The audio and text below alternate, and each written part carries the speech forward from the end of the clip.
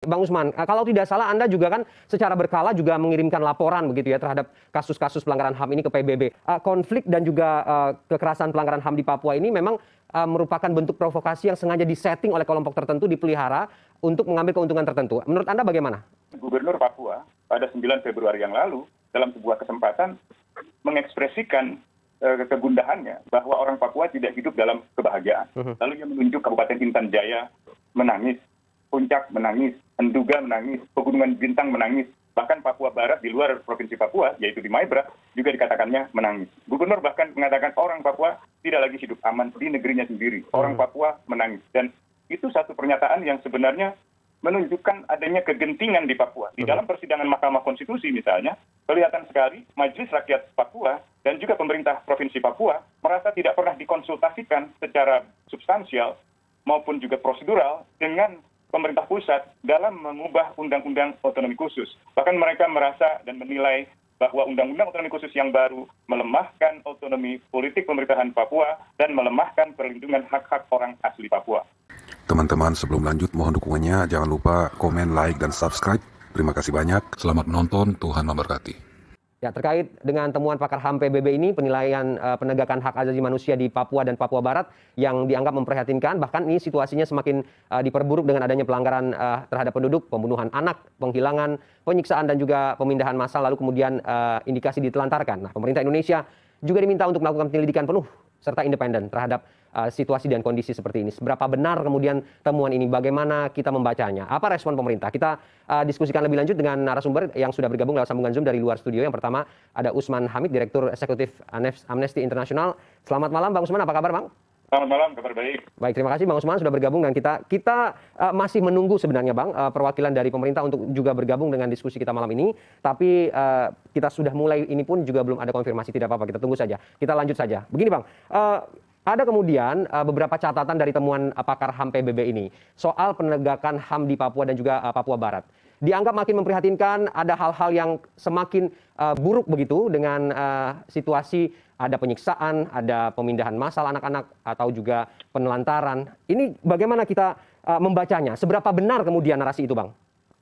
Ya, kalau kita lihat di dalam surat komunikasi PBB, ada komunikasi-komunikasi sebelumnya yang disampaikan kepada pemerintah Indonesia terkait dengan situasi pengungsi di Papua dan Papua Barat, serta kekerasan dan pelanggaran hak asasi manusia di kedua provinsi tersebut.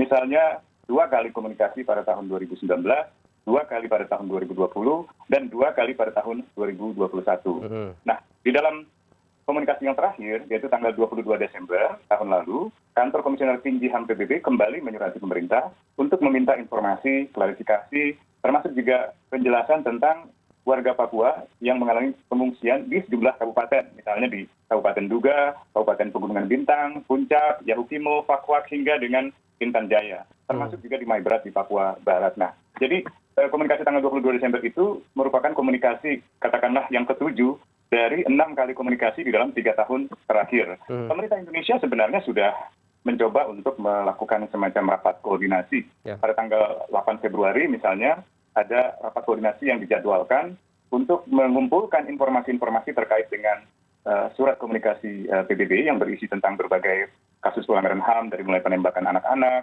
baik yang mengakibatkan tewas maupun yang mengakibatkan luka-luka, sampai dengan penghilangan paksa dan pembunuhan suami istri beserta salah seorang saudara laki-laki dari sang suami yang kebetulan merupakan kepala desa di Papua. Nah, kasus-kasus seperti ini sebenarnya dalam komunikasi PBB diminta untuk dijelaskan oleh pemerintah Indonesia. Namun seingat saya, tanggal 8 Februari pertemuan yang seharusnya digelar oleh Kemenko Polhukam kemudian diundur. Saya kurang tahu apakah ada rapat koordinasi yang merupakan penjadwalan kembali dari rapat tersebut. Saya sendiri mendapatkan informasi dari kantor Gubernur Papua yang ketika itu meminta saran hukum atau saran terhadap undangan dari Kemenko Polhukam yang meminta informasi terkait dengan pelanggaran-pelanggaran HAM yang terjadi di Papua dan di Papua Barat. Nah, sebenarnya yang kita perlukan adalah melakukan investigasi, jadi melakukan katakanlah penyelidikan ke lapangan terkait dengan penembakan anak-anak. Itu kan penembakan yang sebenarnya terjadi dalam benturan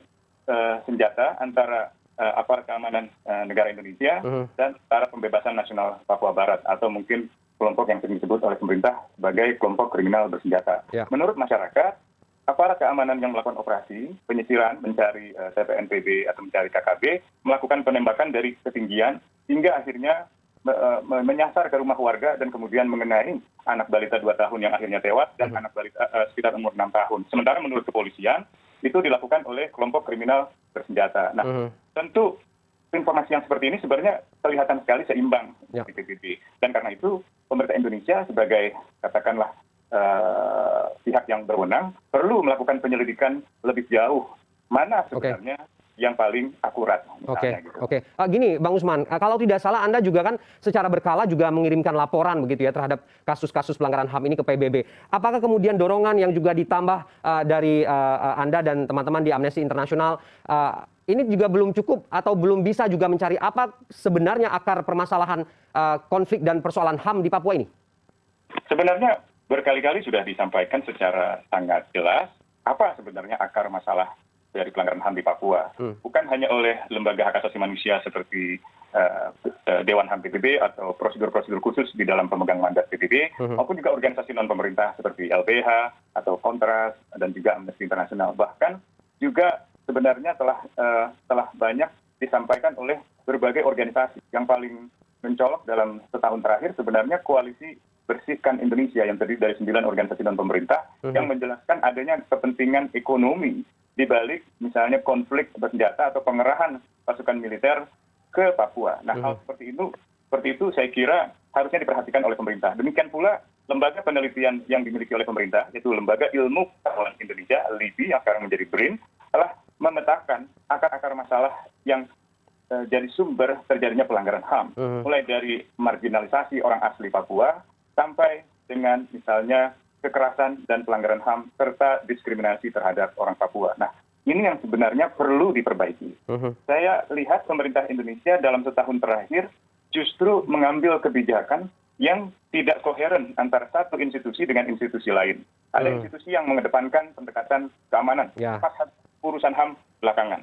Ada juga yang misalnya mengatakan kita perlu pendekatan humanis. Ada lagi institusi lain yang menggunakan terminologi berbeda, misalnya Papua harus ditangani dalam kerangka Undang-Undang Tindak Pidana Terorisme. Jadi antar instansi pemerintah itu memiliki pendekatan yang berbeda-beda. Ditambah lagi pemerintah bersama DPR mengubah Undang-Undang Otonomi Khusus tahun 2001 dengan Undang-Undang Amandemen kedua tahun 2021 yang isinya melemahkan otonomi politik dari pemerintahan Papua, baik itu pemerintahan provinsi maupun representasi kultural orang asli Papua seperti Majelis Rakyat Papua. Kalau dilihat secara lebih dalam, kelihatan sekali ada usaha untuk mengembalikan pengelolaan pemerintahan dari Papua ke Jakarta oleh pemerintahan Jakarta. Nah, kalau dilihat salah satu motifnya atau kecenderungannya adalah untuk menguasai sumber-sumber kekayaan alam di Papua. Inilah salah satu, ya selain misalnya benturan senjata antara kedua kelompok bersenjata, negara dan OPM misalnya, itu menjadi sumber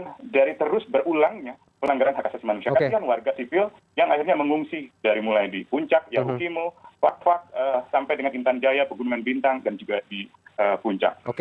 Bang Usman, gini, yang Anda sampaikan tadi mungkin kita sudah menyaksikan bersama. Pendekatan sudah dilakukan, mulai dari pendekatan militer begitu ya, humanis, sosial, dorongan dari sejumlah pihak untuk berakselerasi juga sepertinya kita juga sudah melihat upaya-upaya itu. Tapi kemudian ada tudingan yang mengatakan bahwa konflik dan juga kekerasan pelanggaran HAM di Papua ini memang merupakan bentuk provokasi yang sengaja disetting oleh kelompok tertentu, dipelihara untuk mengambil keuntungan tertentu. Menurut Anda bagaimana statement seperti ini? Statement-statement seperti itu akan menjadi kredibel kalau ia disertai dengan penjelasan dan bukti yang memadai. Tapi kalau hanya spekulasi, itu hanya akan menjauhkan kita dari kemampuan untuk menyelesaikan masalah. Jangankan organisasi non-pemerintah, misalnya aktivis-aktivis, bahkan Gubernur Papua pada 9 Februari yang lalu dalam sebuah kesempatan mengekspresikan kegundahannya bahwa orang Papua tidak hidup dalam kebahagiaan.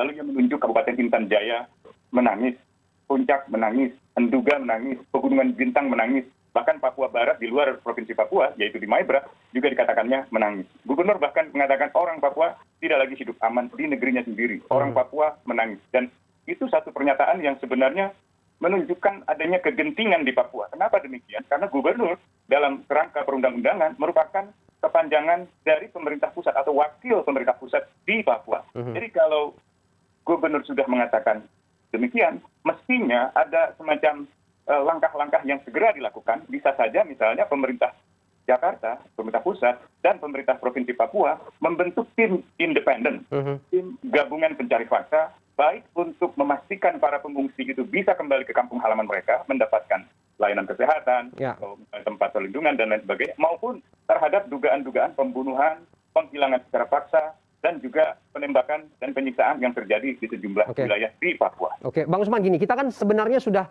sering begitu ya dihadapkan dengan konflik, misalnya di Aceh begitu ya, di Ambon, di Poso, tapi kemudian penyelesaian dan pendekatan yang dilakukan ini berujung dengan keberhasilan begitu. Apakah kemudian kompleksitas yang terjadi di Papua ini yang membuat upaya-upaya tersebut juga mental begitu? Karena terakhir kita juga mendengar Presiden Jokowi itu malah memilih atau menunjuk beberapa orang begitu ya yang mengupayakan untuk berdialog begitu. Ini juga sepertinya belum membuahkan hasil yang cukup signifikan. Ya, betul sekali bahwa Presiden Jokowi pernah membentuk tim khusus ya, ada 3 orang. Pertama Teten Mas Duki, kedua Jenderal Purnawirawan Wiranto, dan yang ketiga intelektual Papua Nyeles Tebay. Teten Mas Duki sudah menjadi Menteri Koperasi. Jenderal Wiranto sudah masuk di One Team Press. Sementara Nyeles Tebay meninggal dunia. Dan ketiga orang ini tidak pernah mendapatkan misalnya surat keputusan resmi dari Presiden yang memberi tugas kepada mereka untuk misalnya melakukan dialog dengan kelompok bersenjata atau dengan kelompok pro kemerdekaan di Papua, atau tugas-tugas lain yang sangat dibutuhkan. Akibatnya adalah sebenarnya sekarang terjadi kekosongan representasi dari pemerintah pusat. Memang pemerintah pusat baru-baru ini membentuk badan khusus di bawah kantor Wapres. Tapi tampaknya itu justru malah membuat hubungan pemerintah pusat di Jakarta menjadi semakin jauh lagi dengan pemerintah Provinsi Papua dan lebih khusus Majelis Rakyat Papua. Di dalam persidangan Mahkamah Konstitusi misalnya, kelihatan sekali Majelis Rakyat Papua dan juga pemerintah Provinsi Papua merasa tidak pernah dikonsultasikan secara substansial maupun juga prosedural dengan pemerintah pusat dalam mengubah undang-undang otonomi khusus. Bahkan mereka merasa dan menilai bahwa undang-undang otonomi khusus yang baru melemahkan otonomi politik pemerintahan Papua dan melemahkan perlindungan hak-hak orang asli Papua.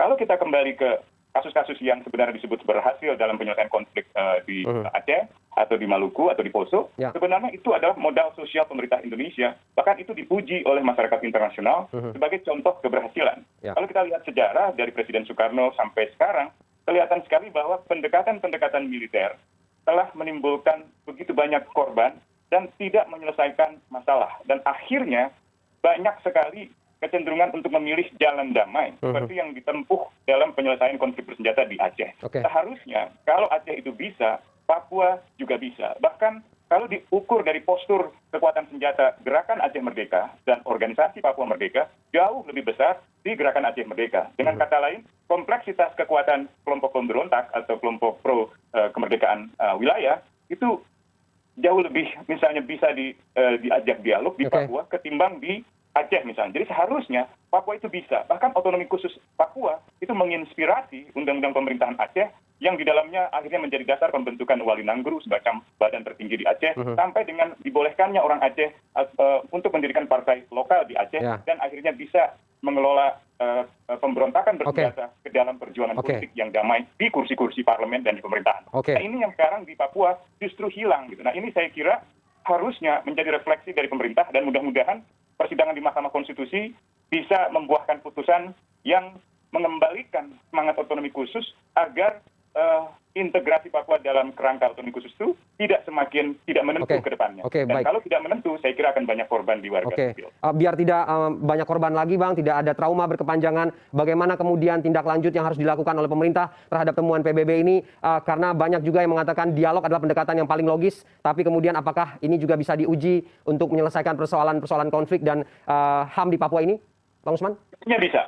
Saya yakin bisa. Dan saya percaya bahwa pemerintah Indonesia punya orang-orang yang bisa diandalkan untuk melakukan negosiasi dengan organisasi Papua Merdeka. Demikian pula sebaliknya, kalau kita lihat peta kekuatan politik kemerdekaan di Papua, telah terkonsolidasi di dalam ULMWP, United Liberation Movement for West Papua. Dan negosiasi itu mestinya bisa dilakukan sehingga bisa menghentikan desingan peluru, bisa menghentikan konflik bersenjata yang mengakibatkan jatuhnya korban jiwa, baik itu warga sipil, aparat keamanan, atau misalnya tenaga kerja seperti yang baru-baru ini terjadi di Beoga. Jadi saya kira pilihlah jalan damai, hindarilah pendekatan kekerasan berbasis pengerahan pasukan militer dan lindungilah orang-orang di Papua itu sebagaimana pemerintah melindungi begitu banyak orang-orang lainnya di Indonesia ini. Oke, baik, kita harapkan upaya-upaya damai tersebut dan pendekatan-pendekatan yang lebih humanis dan sosial serta kemanusiaan ini bisa diterapkan. Yang juga penting, sebenarnya akan sangat baik kalau pemerintah di Jakarta dan juga pemerintah Provinsi Papua membentuk tim gabungan atau tim independen